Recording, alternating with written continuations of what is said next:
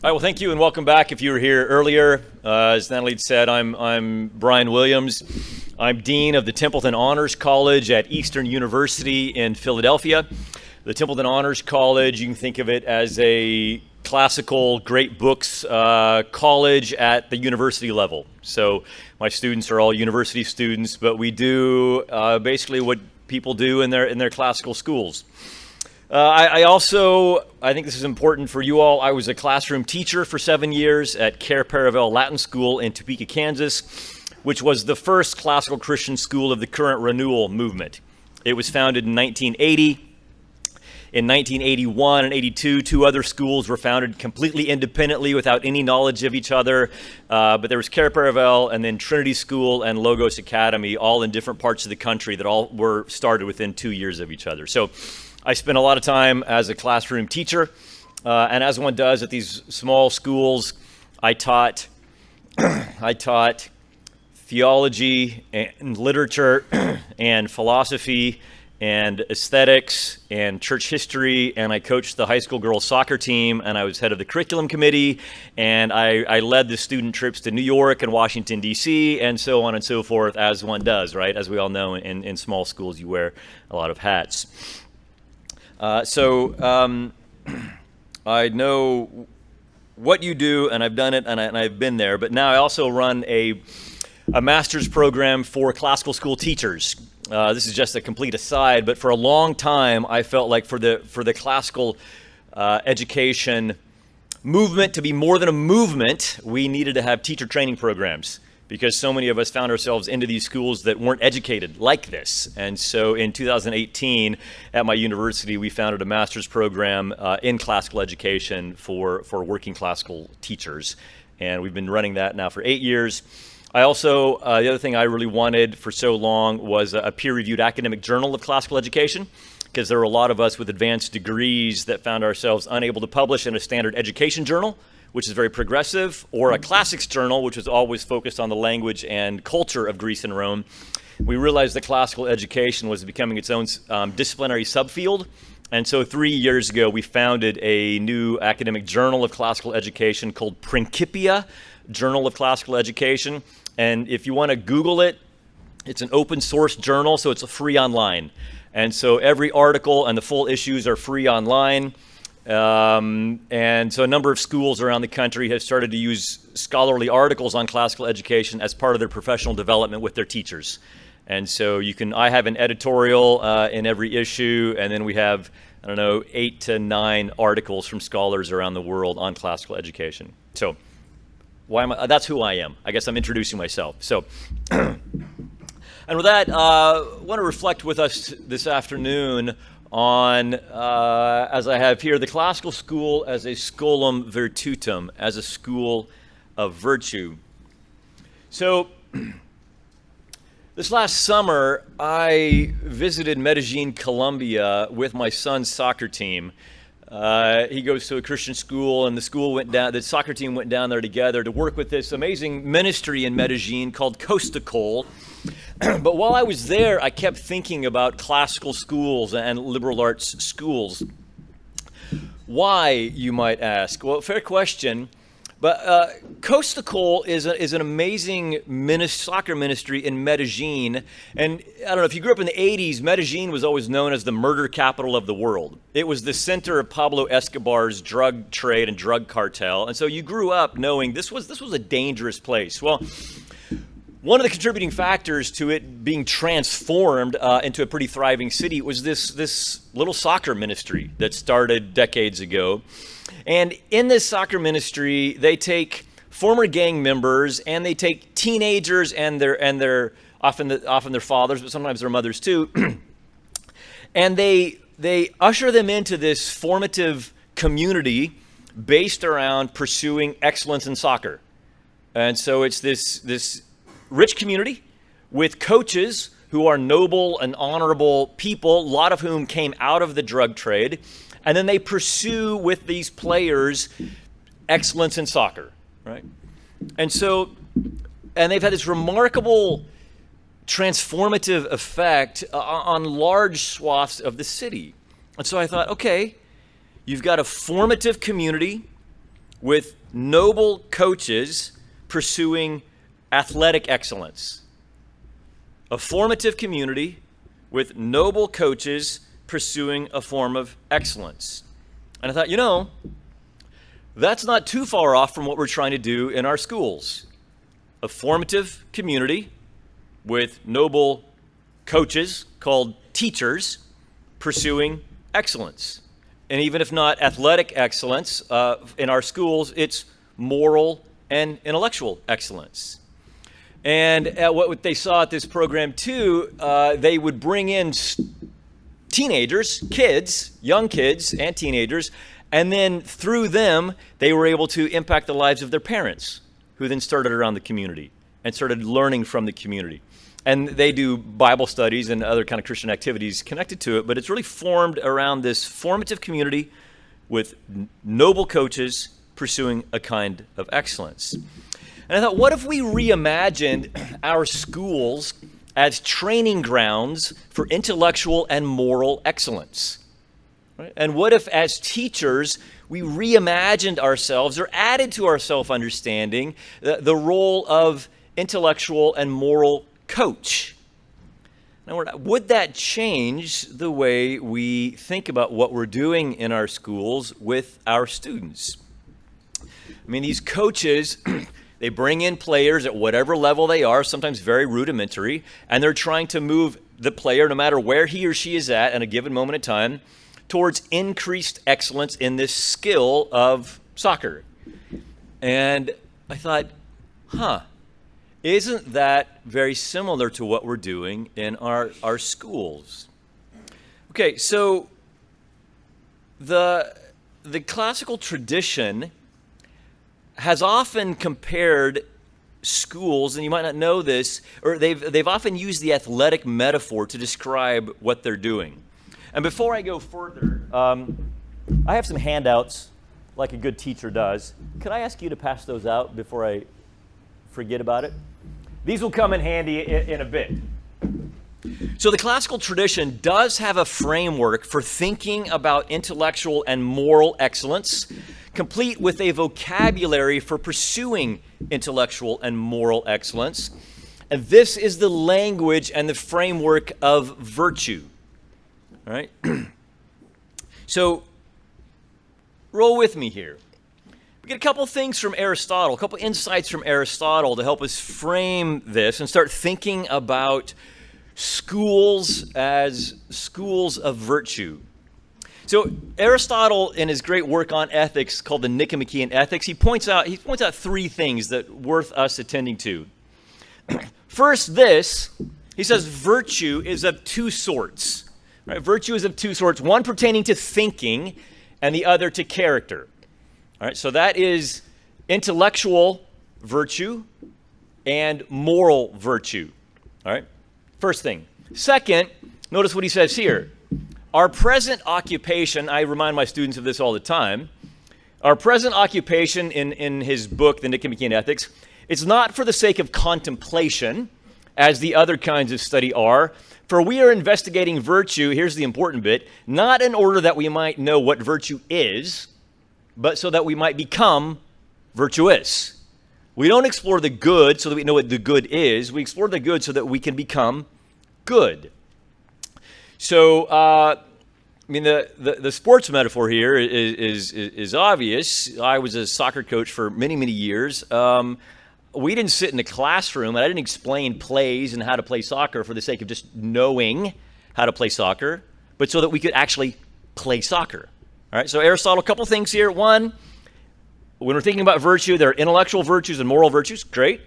We're learning about these not for the sake of contemplation and the definition of, but so that we might become virtuous. All right, third, he makes this observation. He says it makes no small difference to be habituated this way or that, intellectually and morally, straight from childhood, but an enormous difference, and then he goes on to say, but rather all the difference. Similar to Proverbs, train up a child in the way he should go, and when he is older, he will not depart from it. Okay, so three insights from Aristotle I want you to hold in place here. One, there are intellectual virtues and moral virtues. Two, the sake of learning them is not for mere theory, but so that we can become virtuous. And 3, that it makes a significant difference whether we are habituated towards the intellectual and moral virtues right from childhood. Hugh of St. Victor, that you've heard several times today already, he picks up this language, and in he's got a book introducing novices to his community and outside Paris. So he writes this book on how to initiate teenage boys into this monastic community. And very little of it are about spiritual practices. A lot of it is about just how teenage boys should relate to each other, how they should dress, what should come out of their mouth, how they should sit at table together, how they should eat. It's incredibly practical. But in it, he says this to them. He says, welcome ad Scholam Virtutum. Welcome to a school of virtue. So this got me thinking, what would it look like, or what would it mean for schools to become and to be known as schools of virtue? How would that change the way teachers think of themselves, and how would that change how would that change the way students think of themselves as we started thinking about ourselves as coaches of virtue, coaches of moral and intellectual excellence? In our schools, we often talk about virtue. I hear lots of talk about virtue, and sometimes there are virtues of the week, but oftentimes I'm not convinced that we know what we mean by the word virtue, and that if we've really done the hard work to think about how to actually help our students cultivate the virtues. Sometimes I feel like it's a bit like if I just said to my soccer players, trap better, be better soccer players, and left it at that. Be more virtuous, be good. But the tradition reminds us the virtues are skills that can be learned. And so I can't simply say trap better. I have to demonstrate that for my students and teach them what goes into trapping a ball and then giving them practice at it. It's okay. So let's go with me here. I want to present 7, you might call them 7 strategies or 7 things you might think through that might enable your school to become a school of virtue. Okay? First one, increasing virtue literacy. Increasing virtue literacy. Now, I get a lot of my son's a soccer player, and we track all of our sports news for soccer from the BBC. We're both on it every day, and we're both trying to get the latest breaking news to the other person before he sees it, or before I sees it. He's on social media a lot more than I am, so he sees more. But one time I go on BBC Sports, and I accidentally clicked on the cricket page. All right, never again. But and maybe you know cricket, but I don't, and so I read this. In a 182-ball stay, Crawley crunched 21 fours and 3 sixes to help England to a 384-4, a lead of 67. Crawley shared a stand of 121 with Moeen Ali, who was superb in making 54 at number 3. Then a riotous double-century partnership with Joe Root, the former captain, unlucky to fall for 84. Harry Brook and Ben Stokes laid a platform to attack on Friday morning with an unbroken stand of 33, and Chris Wokes completed his maiden 5-wicket haul in an Ashes test to dismiss Australia, for 317.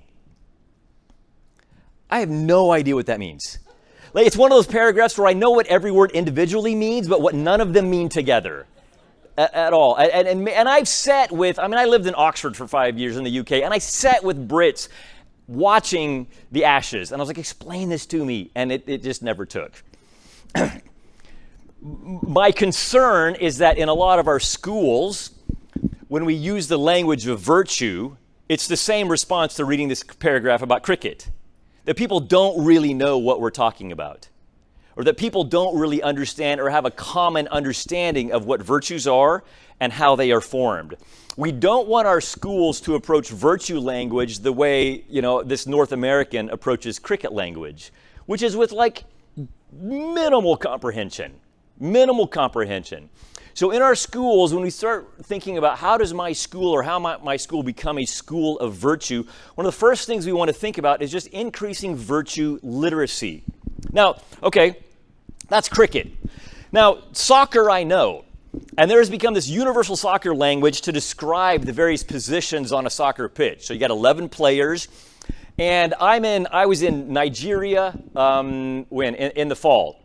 And I was talking to a Nigerian guy. He'd never been to North America. I'd never been to Nigeria.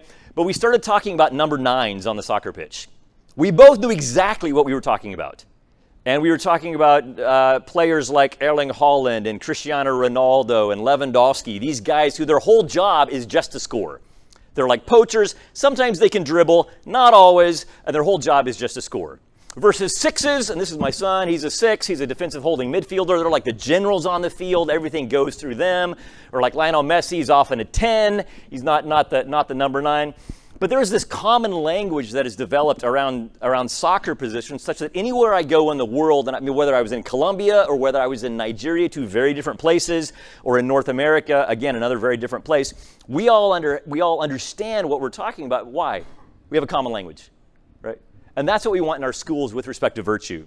We want our teachers to all understand what a virtue is and how a virtue is formed, so that when our students hear us talk about virtue and parents hear us talk about virtue, they're hearing the same kinds of things over and over again. So increasing virtue literacy, how do we do that? Let me ask you this question. What is a virtue? Take a second. Write it down. How would you describe what a virtue is? Don't give me an example of a virtue, but what is a virtue? Don't write down generosity. Don't write down kindness. Those are examples of virtues. What is a virtue? Take a second and write it down. How would you answer that question?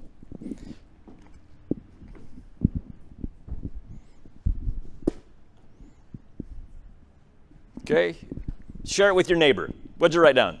Share it with the person next to you. How did you define a virtue? What is a virtue? We're checking for our own understanding. Okay, anybody want to share with us? What is a virtue? Then you're not graded on it, but what's a virtue? Anybody want to give us you got to say it loud. Yeah, what do you got? Excellence of any kind. Okay, excellence of any kind. What else do we have? Yep. A habit directed towards the common good, chosen consciously and freely. Somebody read as Aristotle. Nice, okay, it's good. Yeah, I can just sit down now if we all know this. No. Anybody else? What's a virtue? Yep, what do you got? A characteristic that is cultivated to become closer to God. Okay, characteristic that is cultivated to become closer to God. Great. And a virtue is an eretic hexis. Yeah, exactly, right? So I'm done.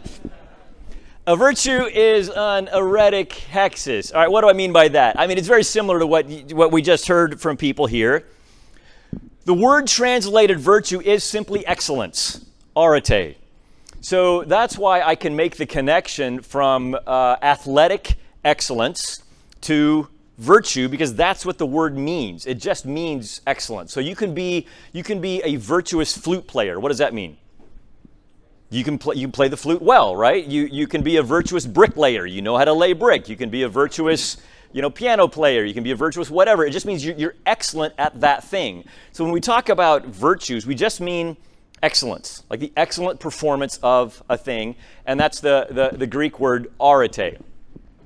But hexis, we heard this as well.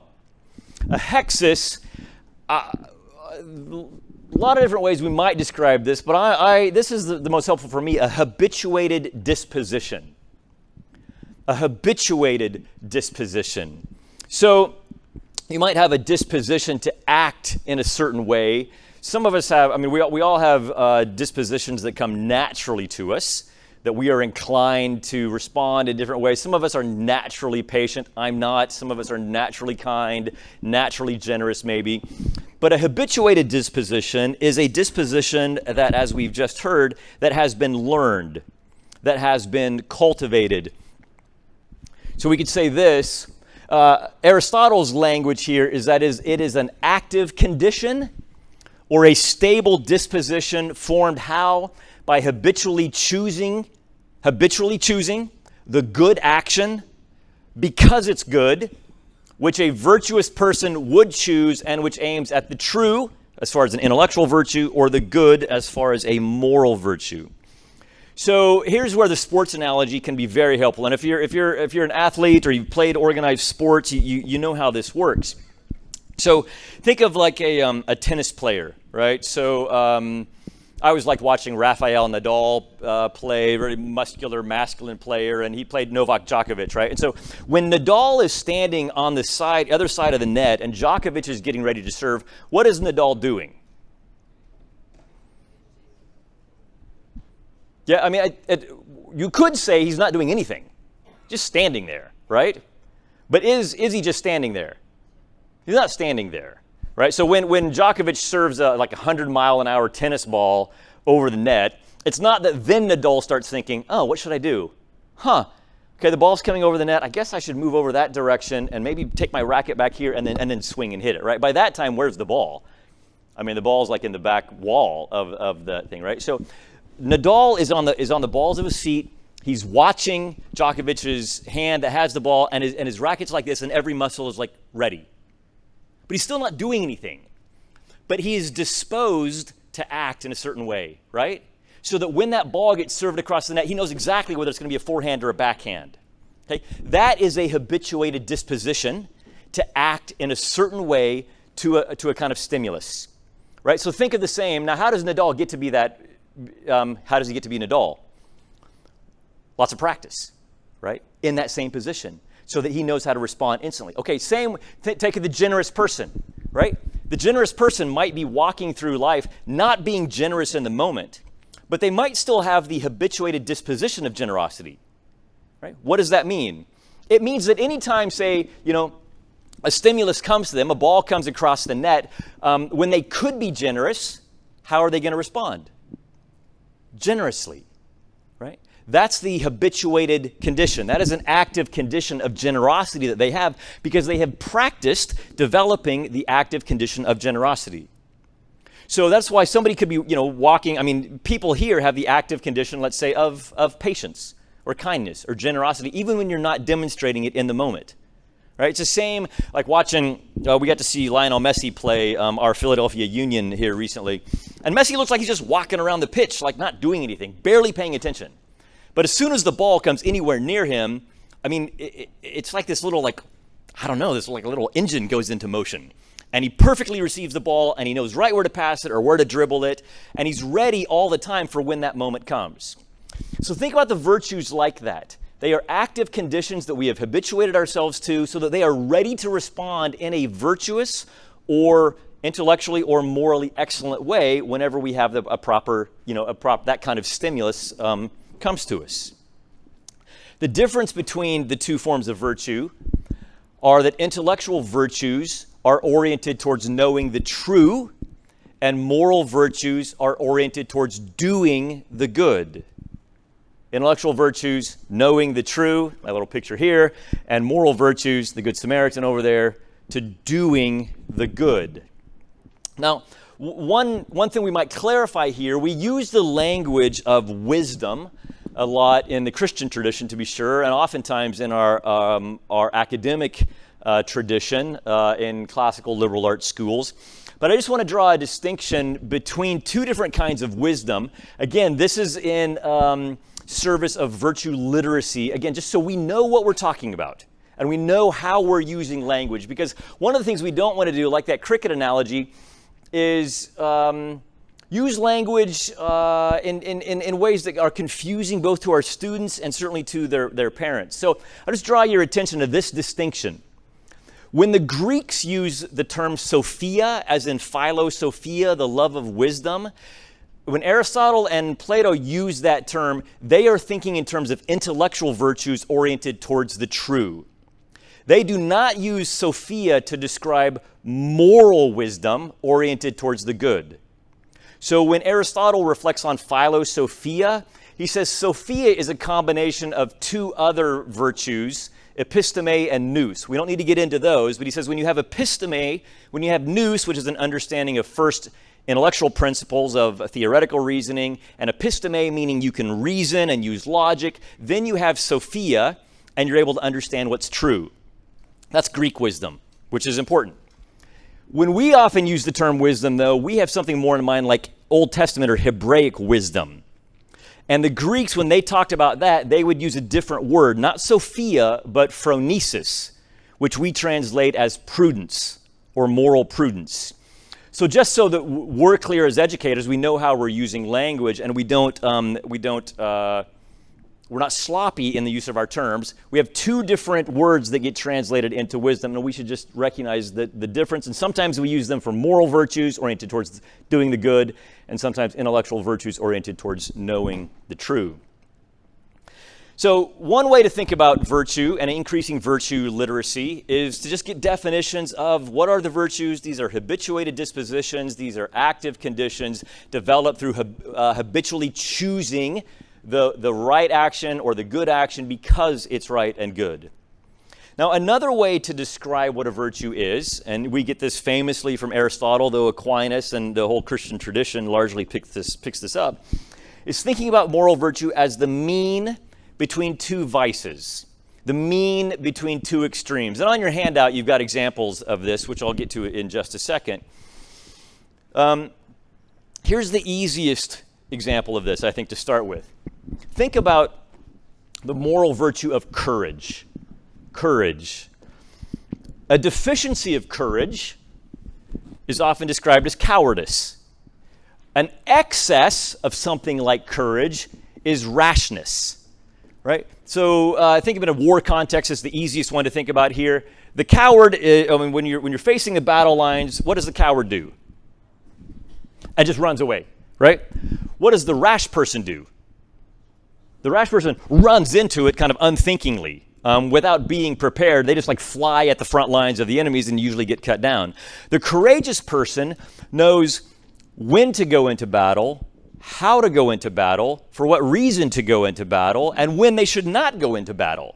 So the courageous person appropriately sees the danger, but for the sake of the good, might go in anyway, but not like the rash person does. So, for me, if I see a battle line, so if I'm standing next to a Marine, he might run into battle, and it would be courageous. If I ran into battle, it would be rash, because I actually don't know what I'm doing, whereas he does know what he's doing. So, same action would be rash for one person, and would be virtuous for one person, and vicious for another person. We think of courage as an intellectual virtue too. The intellectually cowardice person might not want to arrive, might not want to acknowledge that a truth is a truth, because it might have some sort of implications for what they believe, how they act, and so they might try to shy away from acknowledging something that they think is true, acknowledging that it is true. The rash person might just rush forward and kind of believe anything they hear from anybody. The intellectually courageous person might say, "Oh man, I think that's right, but I really have to rethink all kinds of things if that's actually true." And then they would go ahead and say, "Yeah, I'm going to commit myself to that because I think it's right." That's the intellectually courageous person.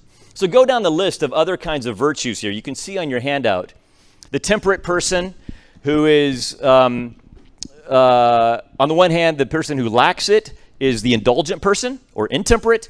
And the person who has an excessive form of it is the kind of insensible or strict person. Aristotle says there aren't very many people like this in the world who don't receive any kind of sensuous pleasure. Generosity contrasted the stingy person on the one hand, who gives nothing away, the prodigal person on the other hand, who gives everything away. The person in the middle, the generous person, who gives away an appropriate amount to the appropriate person at the appropriate kind of time. So we can go all the way down and think, okay, the person with patience. On the one hand, irascible, they're just easily irritated. That's me driving in traffic. The indulgent person who never holds a firm line for somebody. Proper self-value, the timid person who thinks less of themselves than they ought, and the vain person who thinks more of themselves than they ought. We can do the same thing with the intellectual virtues. We're probably more practiced about thinking about the moral virtues, but again, thinking about the intellectual virtues as a mean between two extremes. One example here is, for instance, intellectual humility, right? The intellectually humble person knows what they don't know. And like Jolie was commenting earlier, is able to say, I don't know, teach me. I don't know that, educate me. What do I have to learn? The arrogant person thinks they don't have anything to learn from anybody, and the intellectually servile person thinks that they actually don't know anything, and so they have everything to learn from everybody. The intellectually prudent person knows when to commit themselves to some sort of truth, whereas the naive person accepts anything anybody tells them, and the intellectually skeptical person believes nothing anybody tells them. For some reason, my 18-year-old son commits both these vices all the time. He doesn't believe anything that his sufficient, somewhat educated, thoughtful dad tells him, but he believes everything that he sees on TikTok. And he brings me these crazy conspiracy theories sometimes, and I'm like, don't bring me that until you find 5 credible sources that say the exact same thing, right? That would be the intellectually prudent person who waits to commit themselves to something until they have sufficient reason to do so. So when we're thinking about about virtue literacy, we want to try to understand, okay, what are these things that we tell our students they ought to have? How do we understand them and help them cultivate them? So what can we do? One thing is teach directly, right? We can teach directly about the virtues and the vices in our schools. So, and take students through some of these readings. Now, ask yourself this: where in my school, in my curriculum, or in our school would it be most natural to teach students about the virtues? Think about that for just a second. This is a legit question. Think practically. Where could we teach about the virtues? When would it make sense to teach about what the virtues are? When could we introduce this concept? It might be that as a school, you think, okay, we could do this at full school assemblies. Maybe there are particular classes where it makes more sense. I actually teach Aristotle's Nicomachean Ethics to my incoming freshmen in a class called The Good Life. It's first semester, incoming freshman class, we talk about virtues. And as many of them will say, then they spend the next 4 years just kind of stewing on this concept. But some of your schools, it might be more appropriate, in grade 3, in grade 5, in grade 8, in grade 12, or something like that. But think about, when would it be most appropriate to teach directly about the virtues in our school or in my curriculum? Another thing about increasing virtue literacy is once people understand what the virtues are, and say your faculty understand the virtues, just using the language frequently of the virtues. Using it in history lessons, for instance. So if we go back to some of my examples of moral virtues, where do we see these kind of traits, these kinds of virtues at play in history? Where do we see them at play in literature, if you teach literature? Or in conversations with other teachers or with parents about students, can we use virtue language so that they are constantly hearing the language of virtues, and so that we're all using the same kinds of terms over and over again, so that it just becomes part of the culture of our schools? So using them regularly and using them consistently. As teachers, we often find ourselves using some, I don't know, if you're like me, some stock common phrases to describe students. So think about, how do we translate some of our common terms and common vocabulary into virtue language? So let's do this. Whoop. So these are the kind of things that teachers find themselves saying. I assume you recognize some of these. When you're writing on report cards, or you're talking to parents, Jimmy never gives up, or Jimmy gives up easily, or Billy asks thoughtful, probing questions. Jane doesn't seem to be afraid of making mistakes, or is willing to ask questions. Maeve does a nice job of considering other people's views. This was not ever said of me. Takes time to do work well. Unfortunately, I had to learn that. Oh, he's very teachable, or she won't accept criticism, or she's always willing or never willing to share. So-and-so always talks over people. So-and-so seems really defensive. Somebody seems, very self-promoting, or they brag a lot.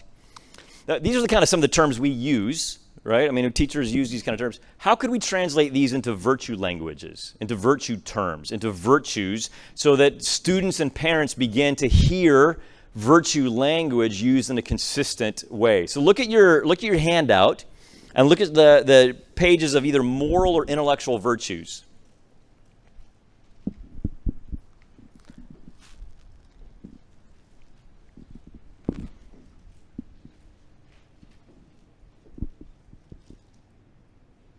How would you translate some of these terms?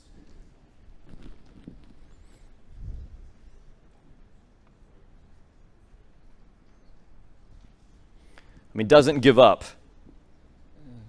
It's the person who demonstrates what? Tenacity or perseverance. The person who asks thoughtful, probing questions. Maybe this is wonder. The person who's not afraid of making mistakes. Courage. The person who always talks over people. They might be verbally intemperate. The person who needs to defend what's right, or the person who's self-promoting. Maybe there's vainglory there. Won't accept criticism. Teachable. They're very docile, or they're intellectually humble.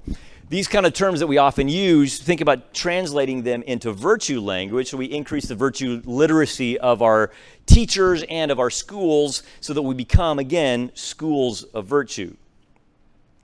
Now, this one's second. This one's a challenging one. Pursue self-knowledge of one's virtues and vices. Right? This is like when I coached soccer.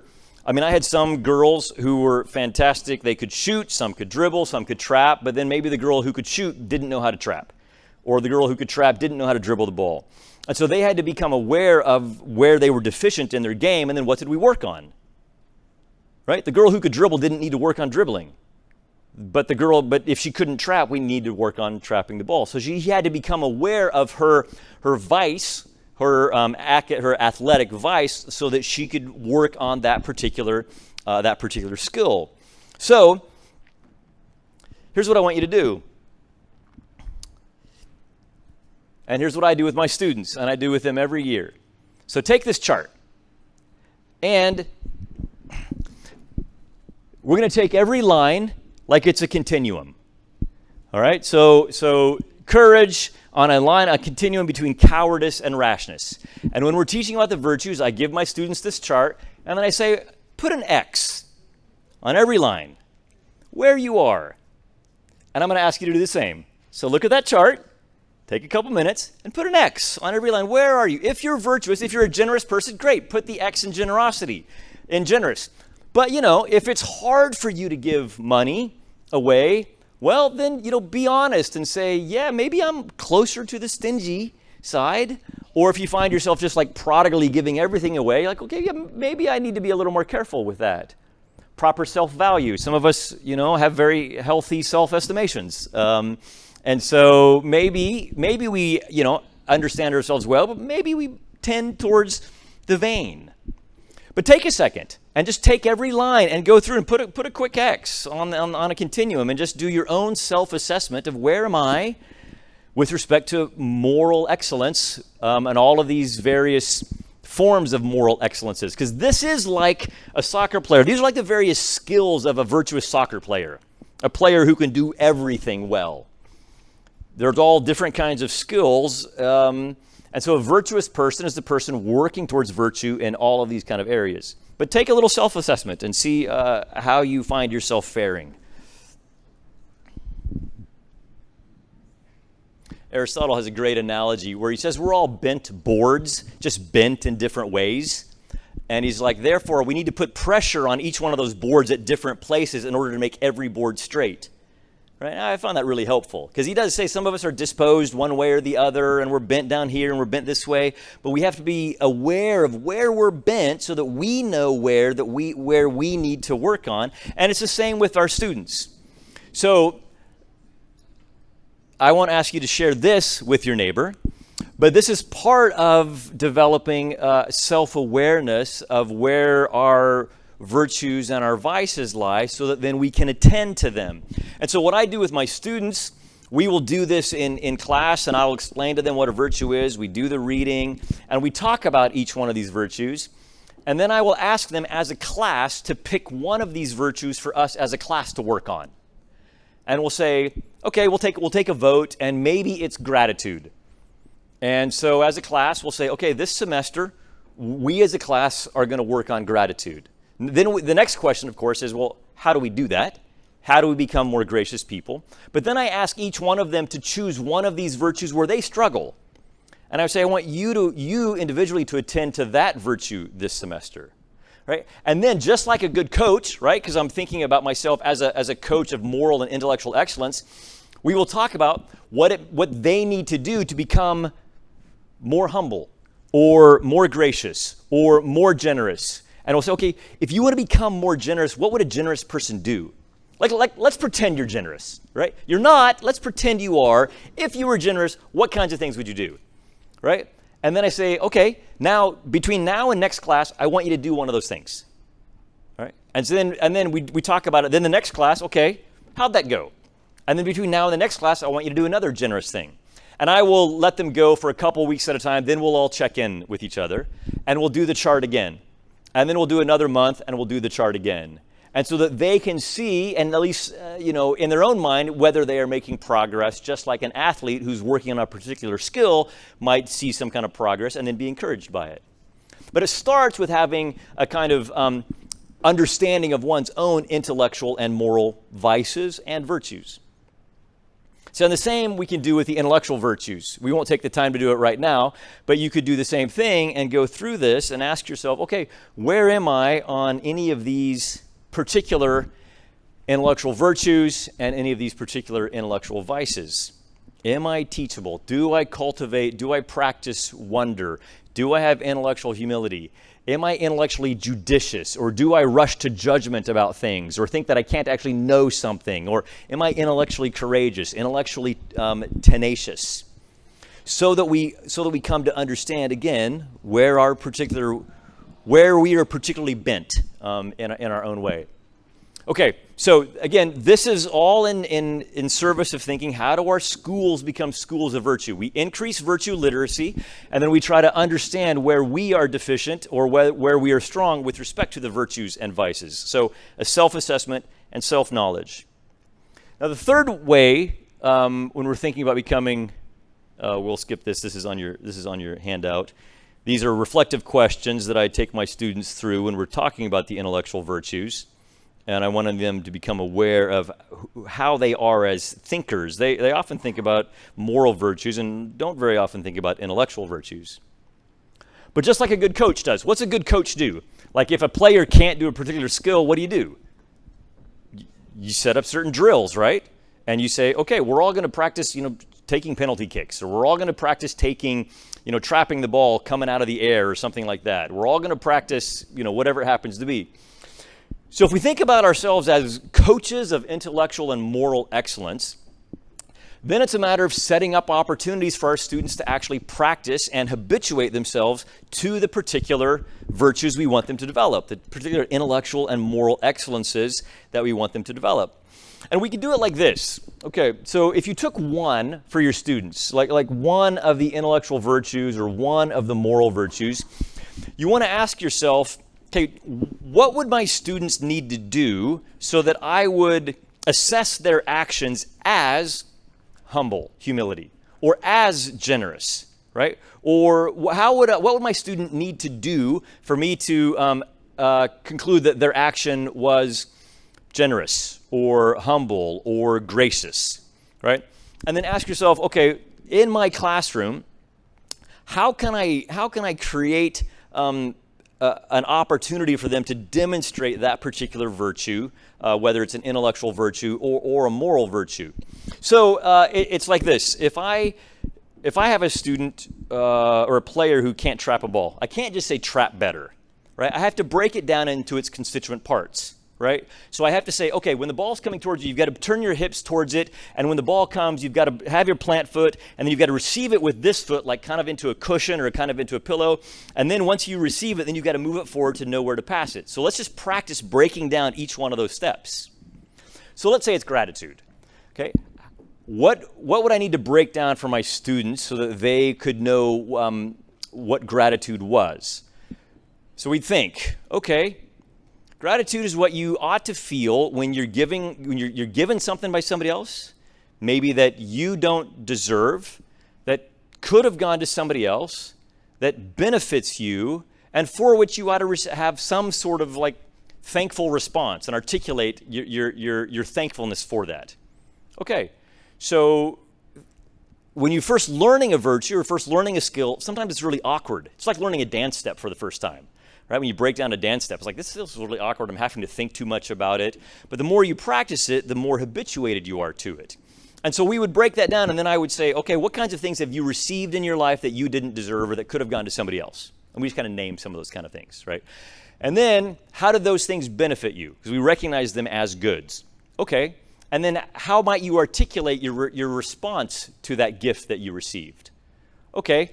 And then I ask them again, I try to say, okay, over the course of this next week, I want you to think about the kinds of things you've received from somebody or received from somebody over the next week and practice the virtue of generosity. If we think about another one, like wonder, for instance, think about intellectual virtues.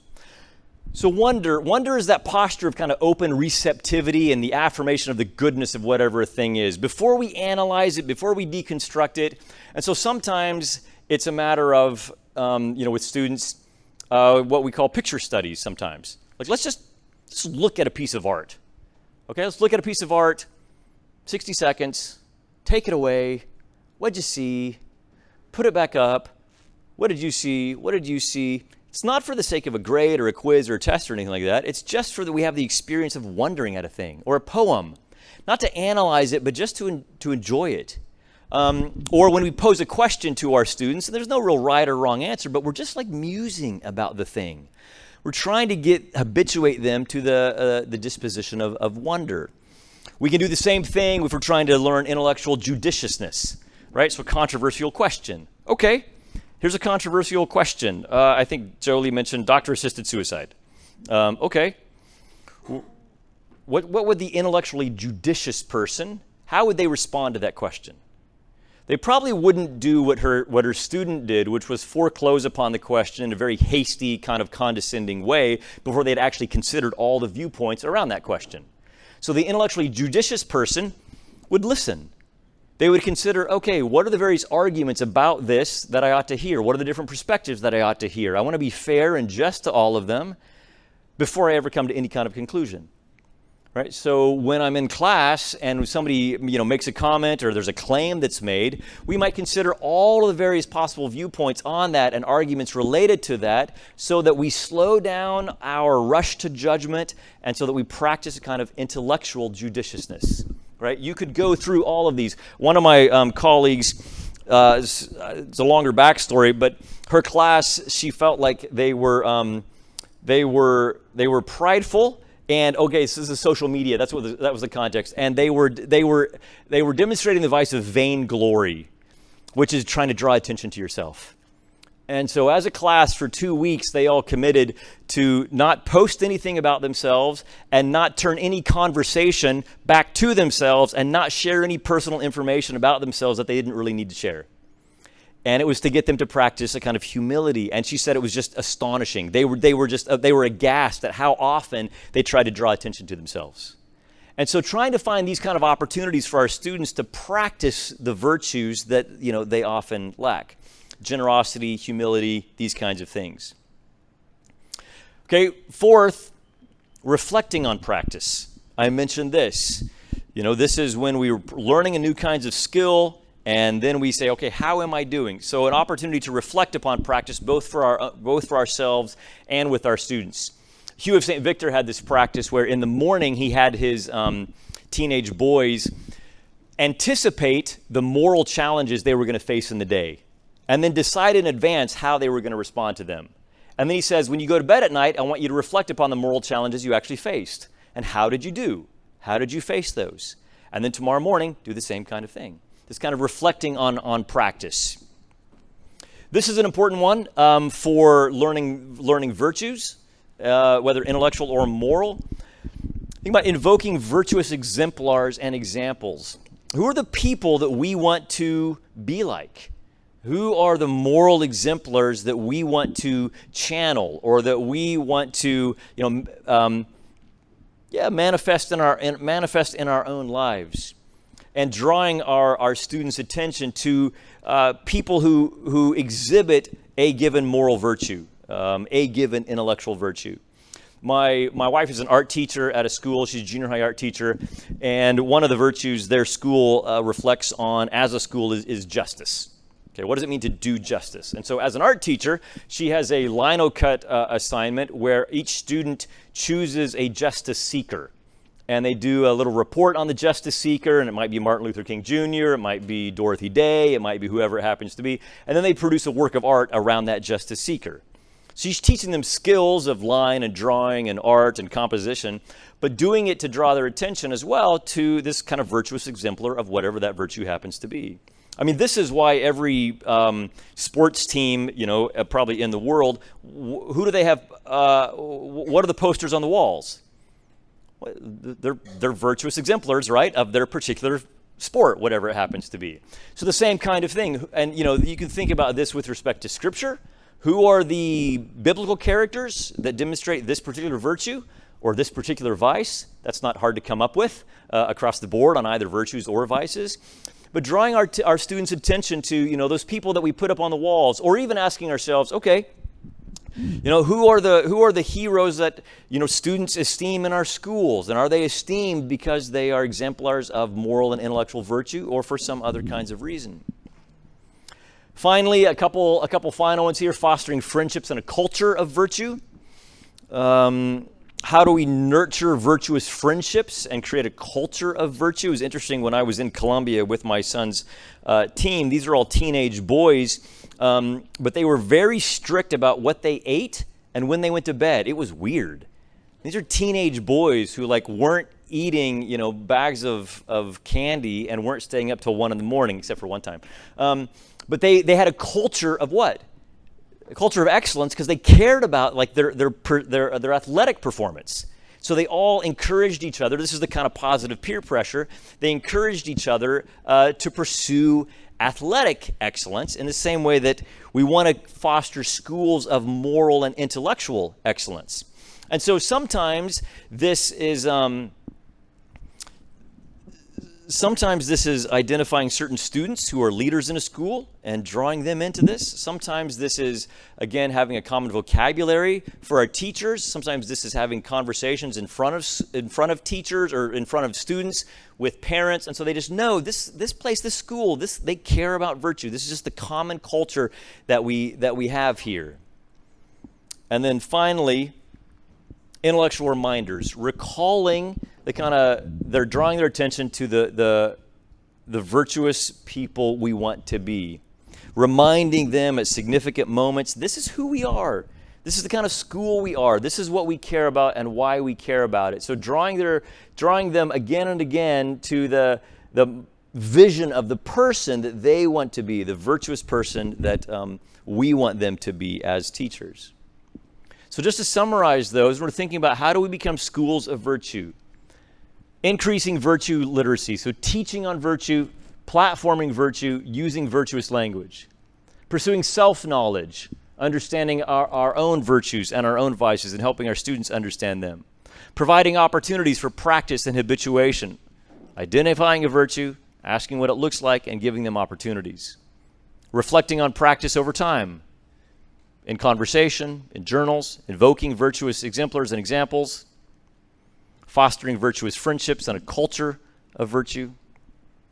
And then again, recalling the kind of aspirational virtuous self-portrait that they want to be as exemplars of intellectual and moral virtue.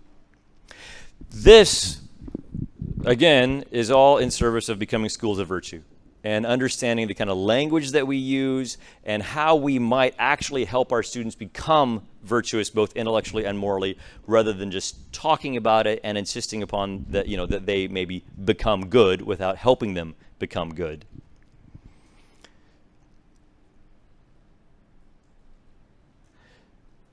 some reflective questions we might end with here, and then we have just a little bit of time, and I'd love to hear kind of what you're thinking now. But again, let's see if they're to draw attention to any of these in particular. The second one might be interesting there. Just as a school, if you're here with other faculty members, are asking yourself, what moral virtues or vices are regularly on display at my school or in my classroom? Are there particular vices that I think, we lack those virtues and we see a preponderance of those vices, so maybe that's what we tend to focus on, or maybe in your particular classroom at a given time. But I will end with those, and so we just have a couple minutes. Let me pull those back up on the screen. A couple of minutes, and I'd love to just hear your thoughts on what it would mean for your school to become a school of virtue, as Scholam Virtutum, intellectual and moral virtues. But what are we thinking now? Or questions, perhaps?